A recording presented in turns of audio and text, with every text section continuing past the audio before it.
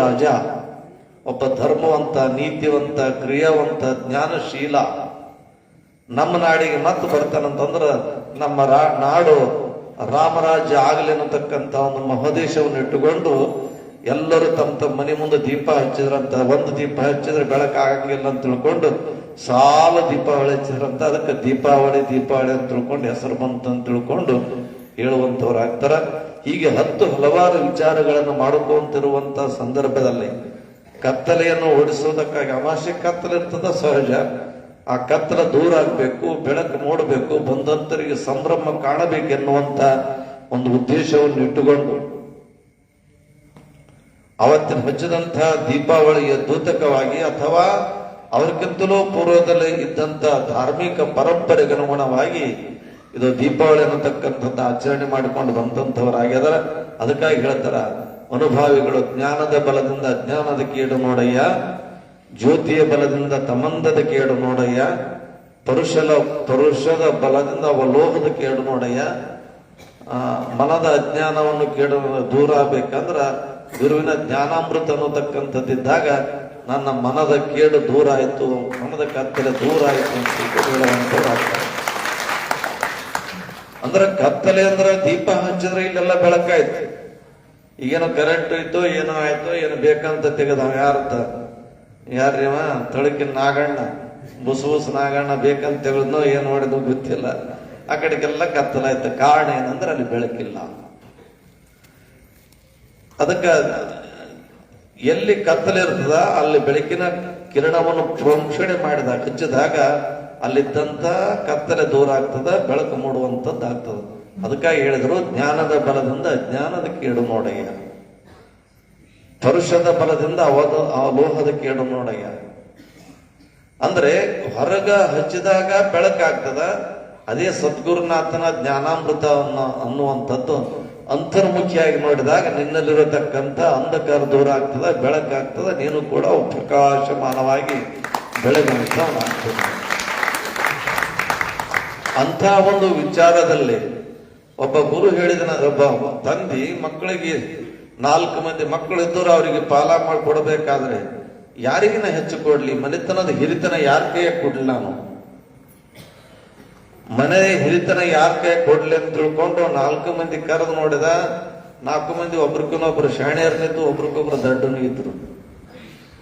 ಇವ್ರಿಗೆ ಪರೀಕ್ಷೆ ಮಾಡ್ಬೇಕಂತ ತಿಳ್ಕೊಂಡು ಏನ್ ಮಾಡಿದ, ಒಂದು 2 ರೂಪಾಯಿ ಕೊಟ್ಟು ಎಲ್ಲರಿಗೆ 2 ರೂಪಾಯಿ ಕೊಟ್ಟು ಹೇಳಿದ, ಕಾಣುವಂತ ಈ ರೂಮ್ ನಾನು ಕುಂತಂತ ಈ ಕೋಣಿ ಏನಿದೆಯಲ್ಲ, ಈ ಕೋಣಿ ತುಂಬಂತ ಸಾಮಾನ್ಯ 2 ರೂಪಾಯಿದಾಗ ಯಾರು ತರ್ತೀರಿ ಅವ್ರಿಗೆ ನಾನು ಮನೆ ಮುಂದಿನ ವಾರಸುದಾರ ಕೊಡ್ತೀನಿ, ನಿನ್ನ ಕೈಯಾಗ ಕೀಲಿ ಕೊಡ್ತೀನಿ, ನೀನೇ ಕಬ್ಜಾದಾರ ಆಗ್ತಿ ಅಂತ ಹೇಳಿದ. ಆಯ್ತಂತ ತಿಳ್ಕೊಂಡು ಎಲ್ಲರೂ ಆದ್ರೂ ಒಬ್ಬ 2 ರೂಪಾಯಿಗೆ ಹೋಗಿ ಆ ಕಡೆ ಏನ್ ತರ್ಬೇಕಂತ ನೋಡಿದ. ಹಿಂಗ್ ಹುಡುಕಾಡಿದ, ಏನೂ ಸಿಗ್ಲಿಲ್ಲ. ಹುಲ್ಲು ಸಿಗ್ಲಕತ್ತಾವ ಅಂದ. ಹುಲ್ಲು ತಗೊಂಡು ಹೋದ್ರಾಯ್ತು. ಹುಲ್ಲು ಹಂಗ ನಮ್ಮ ರೂಮಿನ ತುಂಬ ಹಾಕಿದ್ರಾಯ್ತು. ಅದೇನು 10-12 ರೂಮ್ ಅದ, ರೂಮ್ ತುಂಬಾ ಆಗಿಬಿಡ್ತದ. ನಮ್ಮ ಅಪ್ಪ ಖುಷಿ ಆಗ್ತಾನ, ಅದು ನನಗೇ ಸಿಗ್ತದ ವಾರಸುದಾರಿಕೆ ಅಂತ ತಿಳ್ಕೊಂಡು ಹೋಗಿ 2 ರೂಪಾಯಿ ಹುಲ್ಲು ತಂದು ಹಾಕಿದ. ಸರಿ ಅಂತ ತಿಳ್ಕೊಂಡು ಅವನು ಕುಂತ. ಮಗ ತಂದೆ ನೋಡಿ ಬಂದ. ಆಯ್ತಪ್ಪ ನಿಂದು ಇಷ್ಟಿಷ್ಟ ಆದ ಅಂತ ತಿಳ್ಕೊಂಡು ಬಂದ್ಬಿಟ್ಟ. ಇಂತಿಂತ ಜಾಗದ ಹೌದಪ್ಪ, ಕೆಳಗೆ ಹಾಸಿದ್ದೆ. ಹೌದಲ್ಲ, ಹಾಸಿದ್ದಿ. ಈ ಮಾಡಿದಾಗ ಅದಕ್ಕೆ ಹಂಗೆ ಉಳಿತಲ್ಲ ಅಂದ್ರೆ ಹೌದಲ್ಲ ಅಂತಂದ. ನೀ ಫೇಲ್ ಆಗಿ ಸರಿ ಅಂದ. ಅವನು ಸರದ್ ಬಿಟ್ಟ.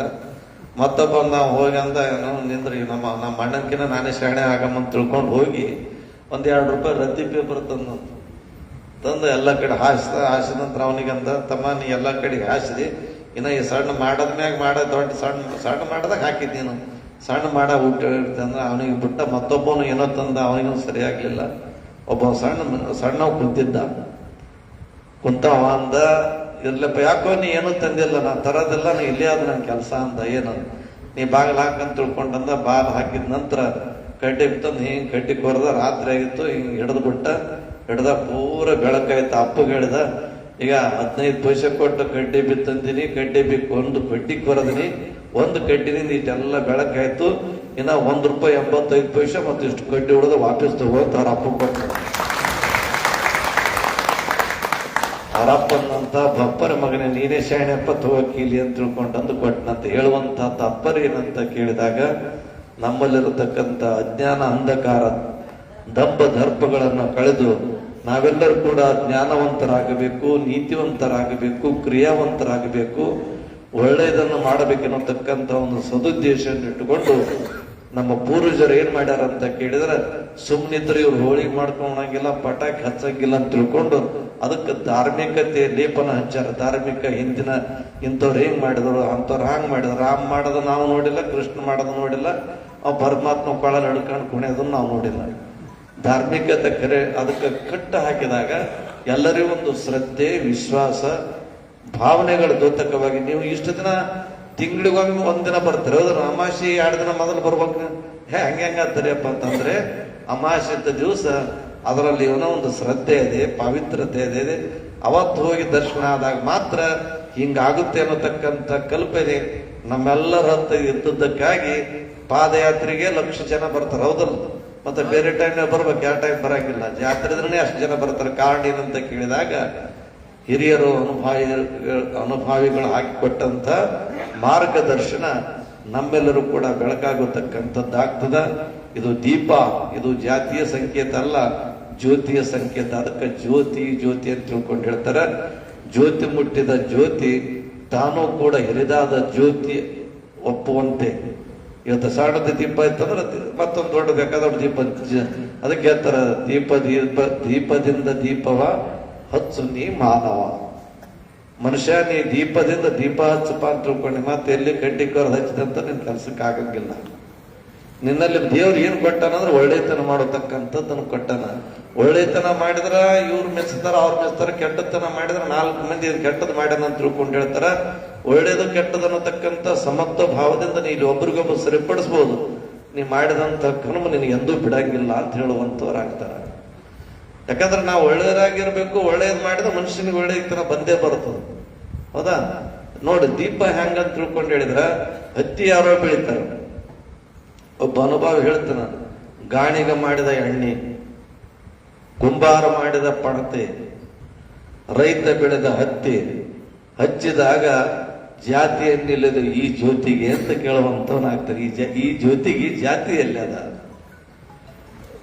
ಅವ್ರು ಅವಾಗಂದ್ರು ಹೋದ್ರು. ಆದ್ರೆ ನಾವ್ ಈಗ ಎಲ್ಲದ್ರಲ್ಲಿನೂ ಕೂಡ ಜಾತಿ ಆಡ್ತೀವಿ. ಮೊದಲು ಅವಾಗ ಒಳ್ಳೆ ಎಣ್ಣೆನೇ ದೀಪಕ್ಕೆ ಹಚ್ತಿದ್ರು, ಹೌದಾ?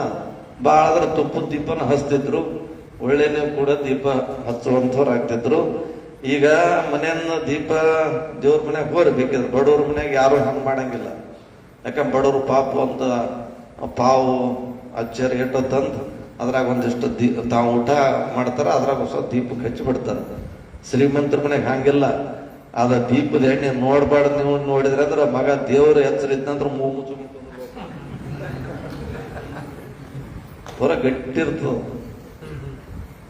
ಅವಾಗ ಒಳ್ಳೆ ಎಣ್ಣೆ ಅನ್ನೋದು ಒಂದೇ ಇತ್ತು. ಈಗೆಲ್ಲ ಎಣ್ಣೆಯಲ್ಲಿನೂ ಕೂಡ ಜಾತಿ ಬಂತು, ಹೌದಾ? ಆ ಎಣ್ಣೆ, ಈ ಎಣ್ಣೆ, ಯಾವ್ದದು ಪಾಮಲ್ ಎಣ್ಣೆ ಅಂತ ಬಂತು, ಒಳ್ಳೆ ಎಣ್ಣೆ ಬಂತು, ಫಿಲ್ಟರ್ ಎಣ್ಣೆ ಅಂತ ಬಂತು, ಮತ್ತೇನೋ ಗೋಲ್ಡ್ ವಿನ್ನರ್ ಬಂತು, ಆಯ್ತಾ? ಸೂರ್ಯಪಾನ ಬಂತು, ಪಾಮ್ ಆಯಿಲ್ ಬಂತು, ಎಲ್ಲ ಬಂದವೆ. ನಾನು ಎಣ್ಣೆ ತೊಗೊಂಡು ಸಂಜೆ ಮುಂದೆ ಖರೆ ಎಣ್ಣೆ ಕುಡಿದ್ರು ವಿಷಯ ನಡೆದಂಗ ಆಗ್ಯದ.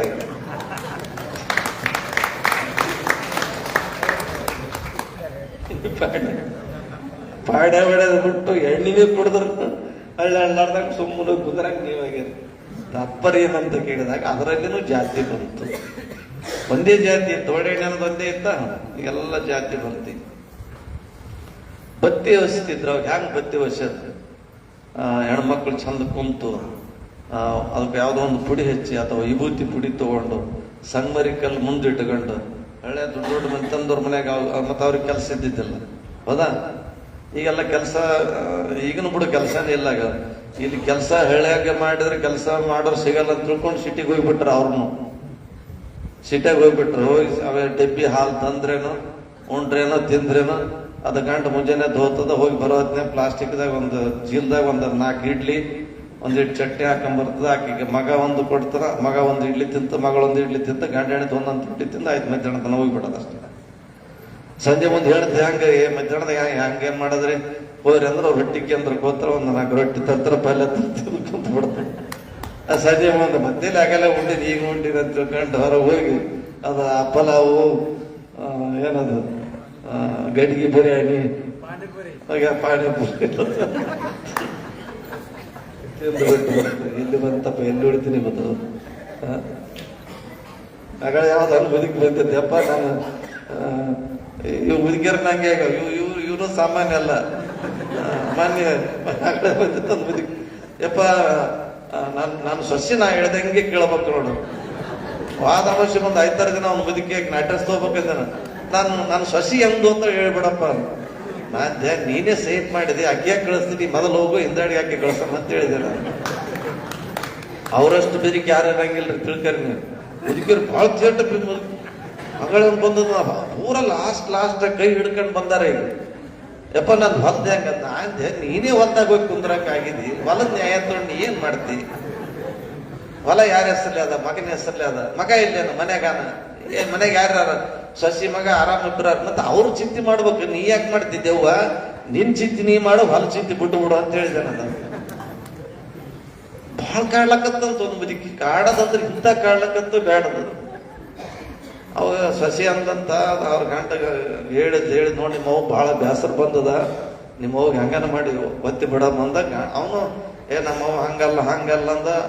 ಆ ಮುದುಕಿ ಕಡೆಗೆ ಹಡದ ಮಗನಿಗೂ ಬೇಸರ ಅಂತ ಇವಂದ ಹಡದ ತಾಯಿಗೆ ನಾನೇ ಹಂಗಲ್ಲಿ ನೀನೇನ ನಾನು ತಿಳ್ಕೊಂಡು ಅನ್ಕೋತ ಕೇಳ್ತೆ ಅಂತ ನಾ ಒಂದು ವಿಚಾರ ಮಾಡೀನಿ. ನಿಂದು ಜರ ಹೆಲ್ಪ್ ಆದ್ರೆ ಅದು ಕೆಲಸ ಆಗ್ತದ ನೋಡಿ, ಸಹಾಯ ಆಗ ಆಯ್ತು. ಏನ್ ಹೇಳಿ? ಏನಿಲ್ಲ, ಹೆಂಗೂ ಹೊಳಿ ಹೊಟ್ಟದ ಒಯ್ದು ಬಿಡ ಮುದುಕಿಗೆ ಅಂದ್ರು. ಹೊಳಿ ಜಗ್ಗಿನೂ ಅದ, ಇದು ತುಂಬಿ ಬಂದದ ಹೊಳಿ, ಮನೆ ಬಂದಿದ್ದಿಲ್ಲ ಹೊಳಿ, ಹಂಗ ಹೊಳಿ ಬಂದದ. ಇದು ಎಲ್ಲಿಗೆ ಹೋಗಿದ್ರು, ಕಾಲ ಹಾರೆ ಹೋಗ್ಯದಂತ. ಆ ಐಡಿಯಾ ಭಾರಿ ಮಾಡಿದ್ ನೋಡಂದ ನಾವು. ಮತ್ ಇದು ತಪ್ಪಿತ್ತಂದ್ರೆ ಹೊಳಿ ಎಂದು ಬರ್ತಾನೋ ಗೊತ್ತಿಲ್ಲ ಇದು. ಮತ್ತ ಅದಕ್ಕೆ ಒಂದಿನ ಇದು ಬರಮ್ಮ ಅಂತ ತಿಳ್ಕೊಂಡಂದ್ರು ಮುದುಕಿ ಹೋಗೋರು ಕೇಳಿತ, ಇವ್ರಿಬ್ರು ನನಗೆ ಬರ್ಲಕ್ ತಯಾರಾಗ್ಯದ. ನಾ ಹುಷಾರಿರ್ಬೇಕಂತ ಮುದುಕಿ ರಾತ್ರಿಗೆ ಹೋಗೋರಿಗೆ ತೆಗೆದು ನೋಡೋದು ಬಾಕದ. ಯಾಕೆ ನಿದ್ದೆ ಬರ್ತಿದ್ದಿಲ್ಲ ಅದಕ್ಕೆ. ಇವ್ರು ಅಂದ್ರೆ ಏನು ಏನ್ ಮಾಡ್ಬೇಕಂತ ಒಂದಿನ ಹೊತ್ಕೊಂಡು ಮುದುಕಿ ನಿದ್ದೆ ಇತ್ತಂಗೆ ಹೊರಗರು ಮಾಡ್ಕೊಂತಿದ್ದು. ಭಾಳ ಜಾಗ್ರತೆ ಮುದುಕಿ. ದಾರ್ಯಾಗ ಒಂದು ಆಲದ ಮರ ಹೊಂಟಿತ್ತು, ಆಲದ ಮರ ಇತ್ತು. ನೀವು ಹೊತ್ಕೊಂಡು ಹಿಂಗ್ ಹೊಂಟಿದ್ದ ಮುದುಕಿ ಏನ್ ಮಾಡಿತ್ತು, ಹಿಂಗ್ ನೋಡಟ್ಟಿಗೆ ಆಲದ ಜಡಿ ಇಳಿಬಿಟ್ಟು ಗಪ್ ನಡೆದ್ ಬಿಡ್ತು. ಅವ ಗಡಬಡ ನೋಡ್ಕೊಂತ ಹೋಗಿ ಅದೇನು ಎದ್ರ ಮ್ಯಾಗ ಹೊತ್ಕೊಂಡ ಪುಟ್ಟಿ ಹೋಗೋದ್ ಬಿಟ್ಟ ಕಡೆ ಹೋಗೋದ್ಬಿಟ್ಟು ಹೊಡ್ಕೊಂತ ಮನೆಗೆ ಬಂದ. ಹೆಣ್ತಿಗೆ ಅಂದ, ಹೋಯ್ತು ಮುದುಕಿ ಅಂತ. ಹೋಯ್ತು ಇದು ಅಲ್ಲೇ ಜಡಿ ಹಿಡ್ಕೊಂಡು ಕುಂತು ಬಿಟ್ಟು ಭಾಳ ಬೆರಿಕಿ, ಭಾಳ ಜಿಗಿಟ್ಟು ಮುದುಕಿ ಅದು.